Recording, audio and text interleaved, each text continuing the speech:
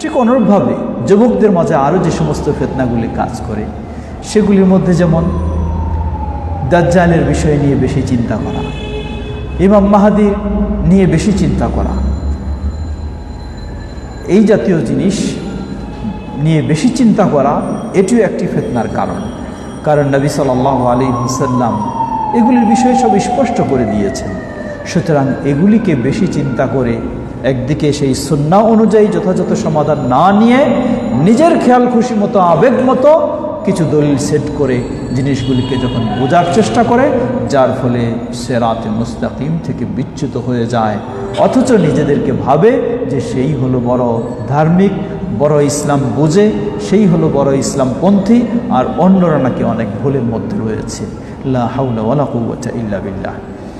নবী সাল্লাল্লাহু আলাইহি ওয়াসাল্লাম এক্ষেত্রে কত গুরুত্বপূর্ণ বিষয়, কত গুরুত্ব দিয়ে বলেছেন। নবী সাল্লাল্লাহু আলাইহি ওয়াসাল্লাম বলেন, তারাকতু ফীকুম আলাল বাইদা লাইলুহা কানাহারিহা লা ইয়াযিগু আনহা বা'দি ইল্লা হালিক। মুসনাদ আহমদ এবং ইবনে মাজাহ হাদিসটি সহিহ। নবী সাল্লাল্লাহু আলাইহি ওয়াসাল্লাম বলেন, জেনে রাখো, তারাকতুকুম আলাল বাইদা, আমি তোমাদেরকে রেখে গেছি অন্ধকারে রাখিনি, আমি রেখে গেছি তোমাদেরকে আলো উজ্জ্বলের মধ্যে।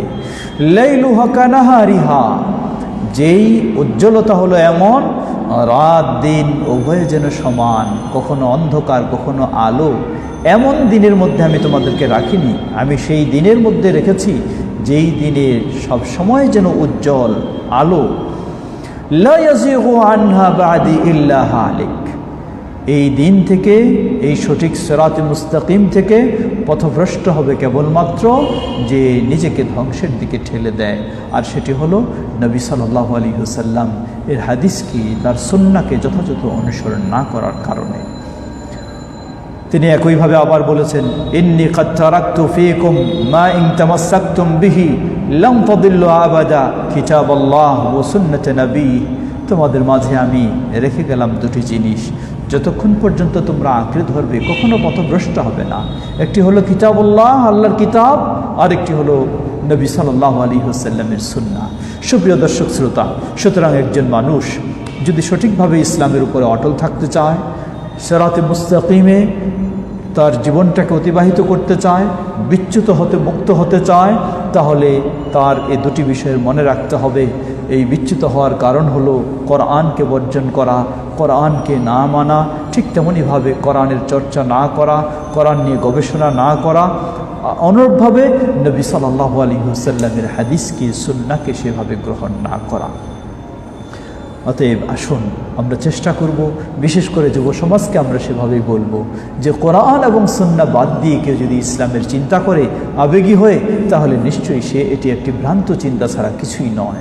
একদিকে যেমন কোরআন সুন্নাহকে বর্জন করার মাধ্যমে নাস্তিকতার দিকে চলে যায়, অপরদিকে ঠিক তেমনইভাবে কোরআন এবং সুন্নাহকে নিজের খেয়াল খুঁটি মতো বোঝার কারণেও সে সঠিক পথে বা ইসলামের পথে দাবি করা সত্ত্বেও ইসলাম থেকে বিচ্যুত হয়ে যায়।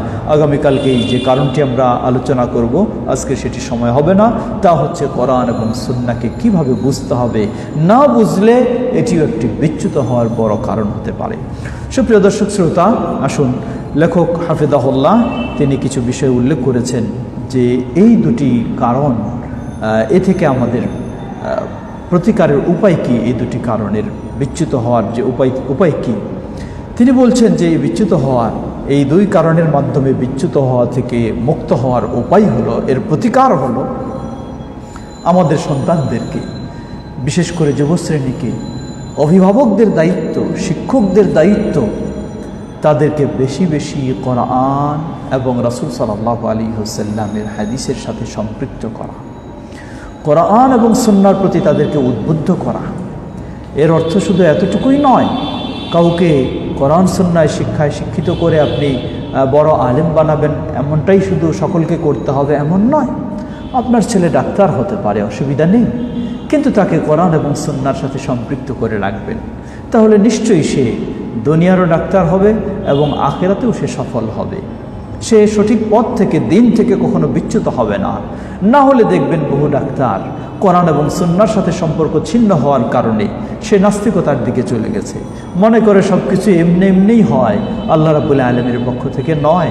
আমরা এই বর্তমান করোনা বিশ্বে বুঝতেছি যে সব কিছুই আল্লাহ রাব্বুল আলামিনের পক্ষ থেকে। মুসলিম শুধু নয়, অমুসলিমরাও স্বীকৃতি দিতে বাধ্য হয়েছে।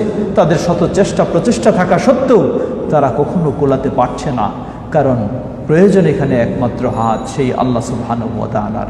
সুপ্রিয় দর্শক শ্রোতা, সুতরাং আমাদের সন্তানদেরকে তাকে ডাক্তার বানাই, তাকে ইঞ্জিনিয়ার বানাই, আর যাই বানাই না কেন, যদি আমরা আদর্শ সন্তান পেতে চাই, আমরা যদি আমাদের দেশের আদর্শ নাগরিক পেতে চাই, তাহলে এই সন্তানদেরকে সিরাতে মুস্তাকিম থেকে বিচ্যুত হওয়ার কারণগুলি আমাদেরকে খেয়াল করতে হবে এবং এর প্রতিকারের আমাদেরকে ব্যবস্থা নিতে হবে। তাই বাবা মার বড় দায়িত্ব হলো এই সন্তানদেরকে কোরআন এবং সুন্নাহর সাথে সম্পৃক্ত রাখা, কোরআন এবং সুন্নাহর প্রতি তাদেরকে আগ্রহী করে তোলা, যার ফলে আশা করা যাবে ইনশাআল্লাহ এই সন্তানেরা হবে তারা ব্যক্তিগতভাবে আদর্শ সন্তান, এই যুবকেরা হবে তারা সমাজের জন্য আদর্শ যুবক, এই যুবকেরা হবে তারা বাবা মার জন্য আদর্শ সন্তান। আজকে বিশেষ করে রাজধানীর বুকে বা আরও ভালো ফ্যামিলির বাবা মা একটি বড় আতঙ্কের মধ্যে রয়েছেন। কেন আতঙ্ক হলো? এই কারণেই যে সন্তানেরা আজকে মাদকাসক্ত হয়ে যাচ্ছে, সন্তানেরা আজকে বখাটে হয়ে যাচ্ছে, নষ্ট হয়ে যাচ্ছে। কেনই বা হবে না? কারণ আমরা তো তাদেরকে ভালো হওয়ার পথ তাদের জন্য বেছে দিচ্ছি না, ভালো হওয়ার পথে তাদেরকে আমরা পরিচালনা করছি না, যার ফলে উচিত তাদেরকে আমাদের এই প্রতিকারের ব্যবস্থা নেওয়া। তবে এখানে একটি গুরুত্বপূর্ণ বিষয়, সন্তানকে শুধু যদি আমরা নির্দেশ দেই বা উপদেশ দিই যে তোমরা সঠিকভাবে চলো, তোমরা কোরআনের সাথে সম্পর্ক বজায় রাখো, সুন্নাহর সাথে সম্পর্ক বজায় রাখো, এতটুকুই যথেষ্ট নয়। সন্তানের অনুসরণীয় ব্যক্তি হচ্ছে সর্বপ্রথম বাবা মা। তো এই বাবা মার যত কোরআনের সাথে সম্পর্ক থাকবে, সন্তানের সম্পর্কও তত ভালো হবে। বাবা মার যত রাসূল সাল্লাল্লাহু আলাইহি ওয়াসাল্লামের সুন্নাহর সাথে সম্পর্ক থাকবে, সন্তানদের সম্পর্কও তত সুন্দর হবে। এজন্যই শাইখ ইবনে বাজ রাহিমাহুল্লাহর একটি গুরুত্বপূর্ণ কথা এখানে তুলে ধরেছেন লেখক হাফিজাহুল্লাহ, যে ওসিয়তু আল ইমাম ইবনে বাজ রাহিমাহুল্লাহ, ইমাম ইবনে বাজ রাহিমাহুল্লাহর একটি ওসিয়ত তিনি উল্লেখ করেছেন। ইমাম ইবনে বাজ রাহিমাহুল্লাহ বলেন, ফাল ওয়াজিবু আলা জামিউল মুসলিমিন রিজালান ওয়া নিসাআ হুয়া সাইরু আলা হাযাল মানহাজ ওয়া তাফাক্কুহ ফি কিতাবিল্লাহি ওয়া সুন্নতি রাসূলিহি মিন তারিকি উলামাইল হক। প্রতিটি নারী ও পুরুষ সকলের জন্য অপরিহার্য হলো এই পথে ফিরে আসা, তা হলো কোরআন এবং সুন্নাহর পথেই আমাদের চলা হলো অপরিহার্য। প্রতিটি পুরুষ ও নারী, প্রতিটি মুসলিমের এটি অপরিহার্য। আপনি হতে পারেন জেনারেল শিক্ষিত, আপনি হতে পারেন বড় অফিসার, আপনি হতে পারেন অর্থনীতিবিদ, আপনি হতে পারেন ডাক্তার, আপনি হতে পারেন ইঞ্জিনিয়ার, আপনি হতে পারেন আরও কিছু, কিন্তু যদি মুসলিম হন তাহলে আপনার জন্য অপরিহার্য বিষয় আপনাকে কোরআন এবং সুন্নাহর পথে ফিরে আসতেই হবে। কোরআন এবং সুন্নাহর সাথে আপনাকে, হাদিসের সাথে আপনাকে সম্পর্ক রাখতে হবে, তাহলে নিজেও আপনি সঠিক পথে প্রতিষ্ঠিত থাকতে পারবেন, অনুসরণ করে আপনার স্নেহের সন্তানেরা আখিরু হাদিহি লা ইউসলিহা আখিরু হাদিহি আল উম্মাহ ইল্লা মা আসলাহা আউয়ালুহা।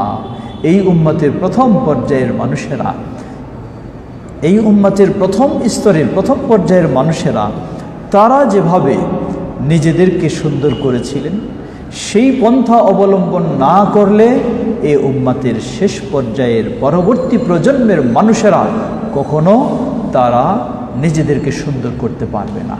অর্থাৎ এর দ্বারা তিনি বোঝাচ্ছেন যে প্রথম পর্যায়ের মানুষেরা, সাহাবায়ে কেরাম, তাবেঈন, তাবেঈন, তারা ছিলেন পৃথিবীর মাঝে শ্রেষ্ঠ মানুষ সকল দিক থেকে। এই শ্রেষ্ঠ মানুষ তারা হওয়ার কারণটা কি? শ্রেষ্ঠ মানুষ হওয়ার কারণ হলো তারা কোরআন এবং সুন্নাহকে আঁকড়ে ধরেছিলেন, কোরআন এবং সুন্নাহর আলোকে নিজেদের জীবনকে গড়েছিলেন, সন্তানদের জীবনকে গড়েছিলেন। তাই তারা শ্রেষ্ঠ মানুষ ছিলেন এবং নিজেদেরকে সুন্দর করেছিলেন। তাই পরবর্তী প্রজন্ম, মুসলিমদের পরবর্তী প্রজন্ম যদি সুন্দর হতে চায়, আমাদেরও কর্তব্য হলো সেভাবেই কোরআন এবং সুন্নাহর আলোকে নিজেদেরকে গড়ে তোলা এবং আমাদের সন্তানদেরকে গড়ে তোলা। আল্লাহ সুবহানাহু ওয়া তাআলা সেভাবেই আমাদেরকে ইসলামের পথে অগ্রসর হওয়ার তৌফিক দান করুন। বিশেষ করে আমাদের যুব সমাজ তারা যেন ইসলামের সঠিক পথ সিরাত মুস্তাকিমে জান্নাতের পথে অটল থাকতে পারে।